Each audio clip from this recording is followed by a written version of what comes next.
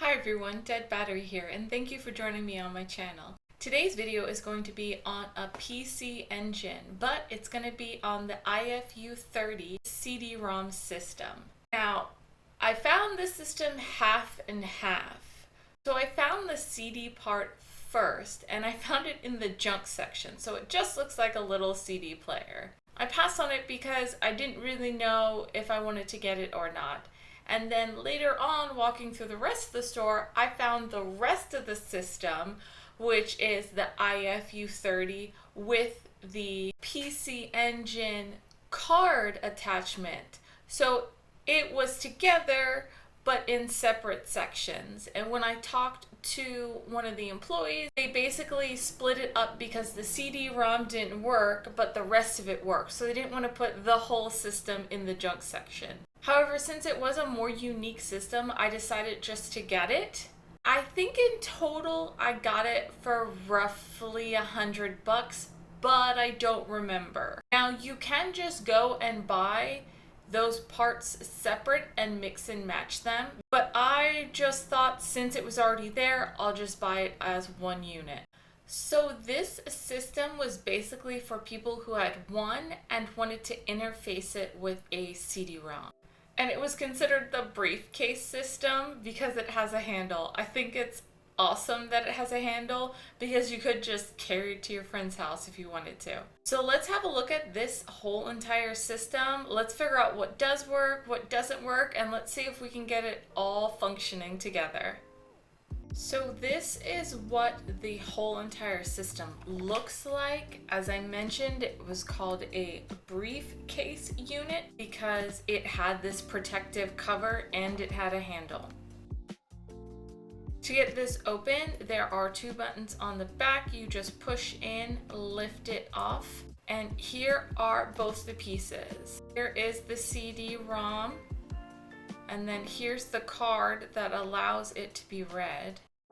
The system does work together, but to power it on together within the interface system, you have to move this lever.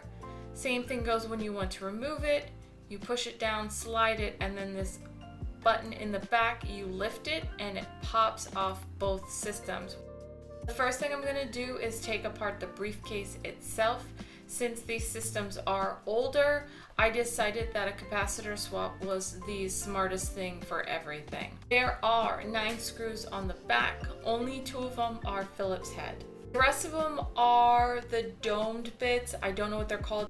After the screws are out, this back just comes off. It takes a little bit of wiggling, but it will eventually move. As always, don't pull the back off too fast because there is one cord connecting it to the motherboard. Then there are 2 screws on the motherboard that hold it down to the rest of the case.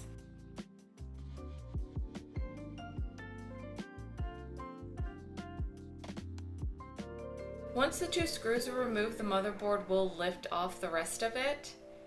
And there are 2 more cable plugs, and then there's this third one, and it goes underneath the system. And I struggled for a little bit since I did remove the screws on trying to get this whole case open.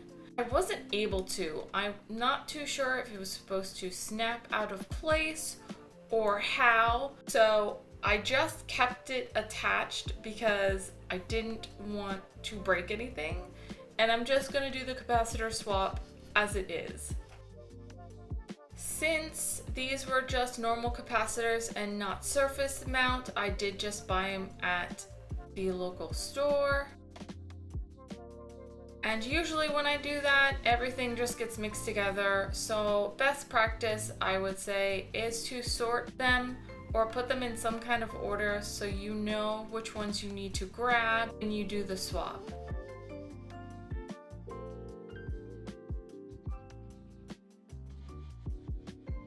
So once they're sorted, then I can take my desolder gun, get all these capacitors removed.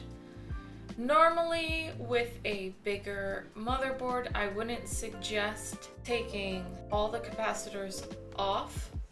However, this one had a lot of capacitors that were the same, so I wasn't too worried, and I had a sheet with everything written down, where everything needed to go, so I wasn't too worried about putting one in the wrong spot. Now I'm going to go through and put all the new capacitors in the blank spots, making sure that I am following my chart and making sure that the positive and negative are facing the correct directions.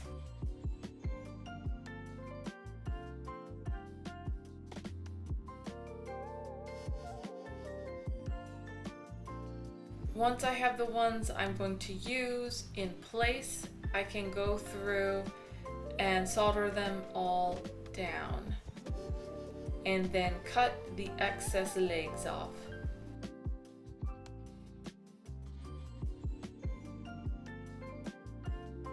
I do enjoy doing capacitor swaps.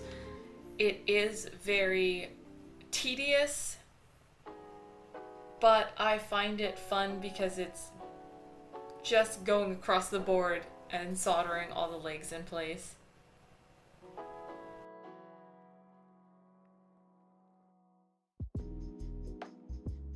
The CD-ROM is held closed by 4 screws, and there's nothing holding the bottom plate down, so you can just take that off.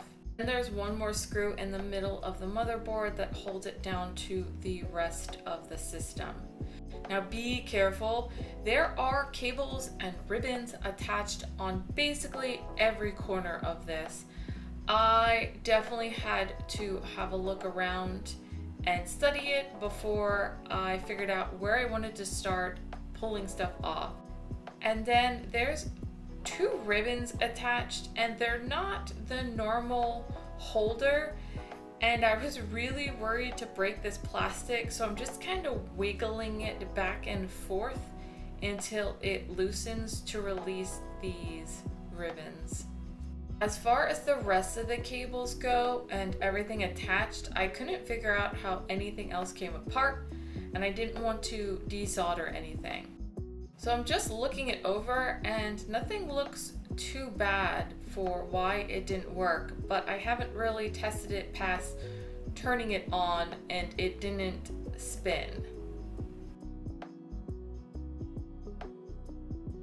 As I'm looking at the rest of the laser area, I do notice one thing, and you can see the remnants of it here on the rubber mat. But basically, there is a gear missing in the middle here, and here are the sad pieces of its remains. I did a little research and I found one on Yahoo Auctions. Apparently this is something that breaks all the time, and somebody was selling a set of them for 2,300 yen. So I had to wait for them to come in the mail, and they finally did, and the gentleman was nice enough to send me instructions on how to put it back. It's just held down by 3 other screws, so I'm just removing them. There are metal brackets in each of the areas, so when you're taking it apart, they'll just fall out. Just make sure you put them back when you put the system back together.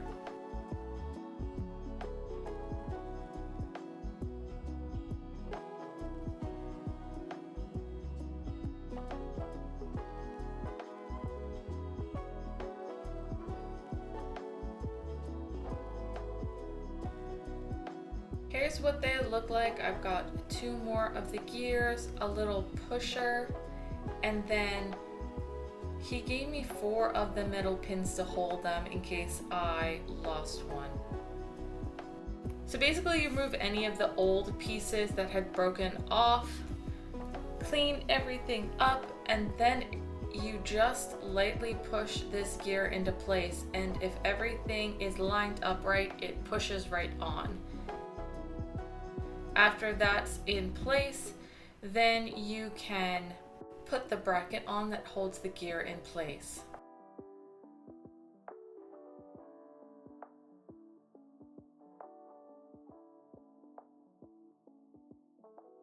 Now we just need to put it back together with the 3 screws that hold the laser down. So I don't have the rest of it on video. I must have hit the button on my computer, so it didn't show me actually sealing the rest of the system up. But I did close the system up and I put it back together on the interface and I brought it downstairs and it kind of went, but then didn't. Like it kicked on and then it didn't kick on. So what do I always tell you guys? Make sure all your ribbons are plugged in. So I brought it back upstairs and I took it apart, and one of those ribbons that's held in place with that one bracket was crooked. So I had to readjust it to get the ribbon in there fully. And once I got the ribbon in there fully, brought it back downstairs, plugged it up, it spun and it played the CD, and I thought it was really awesome. The only problem was, I guess I don't have any CDs that work properly in it. And I will show you what I'm talking about. So when I first plugged it in, I wasn't getting any video, but I was getting audio. And I understood some of the audio, something about audio, something about a computer and CD-ROM and sound. But I couldn't put it all together, so I recorded it quickly and I sent it to my friend and I asked her to help me translate it. So basically what it says is, this is a CD-ROM disk for the HEC system. The second and subsequent tracks contain data for computers, and playing them may damage audio equipment. Please be careful not to play them on audio equipment. So I wasn't getting any game, but I knew the ones I put in. It was 2 Sailor Moon, Shin Megami Tensei, and then an arcade one. And none of them I was getting any video, I was just getting audio, and they kind of sounded like audiobooks. So then I took the card out, did the little like and make sure it was clean, plugged it all back in, and then I finally got video for the CDs, and I got something else with it. So this is what the main screen looks like when you turn it on. And when I hit run, then I keep getting this error. And this error says, this is a CD-ROM exclusive for Super ROM. Please use the Super ROM version 3.0 of the ROM system. And if you look back at this screen, mine is only a version 1.0. And I looked it up and there are different versions of this system. So now I'm kind of stuck at the PC Engine side works. I can play all the cards that I have for it, but none of the CDs I bought to play, because there were 2 Sailor Moon games and I'm a huge Persona, Atlas, Shin Megami Tensei fan, and none of them are working on it. So now I have to figure out if I can A, upgrade the system, or B, if I can't, and I'm gonna have to get a newer system, and I'm not too sure all of that yet. So now I need to decide what I want to do with the system, since half of it does work and I can't get the other half to work because my version is too old. So I'm gonna do a little research and find out if there are games for version 1, and if there are, what are they? And if not, can I find a newer version? But we did a capacitor swap, it turned on, we got full power, I got the CD-ROM working, it spins, it reads the games, it's just not the right version to properly read the games. So in the end, I consider this a win because I got everything to work. I just don't have the right games to go with it. So I'm going to keep hunting for information on this or a different system, and I'll let you know in the future if I find something. Let me know what you think of this system and if this is something that you've been looking for or interested in. As always, thank you for watching, and if you enjoyed this video, please like and subscribe and share with your friends, and I'll see you again in 2 weeks. Bye!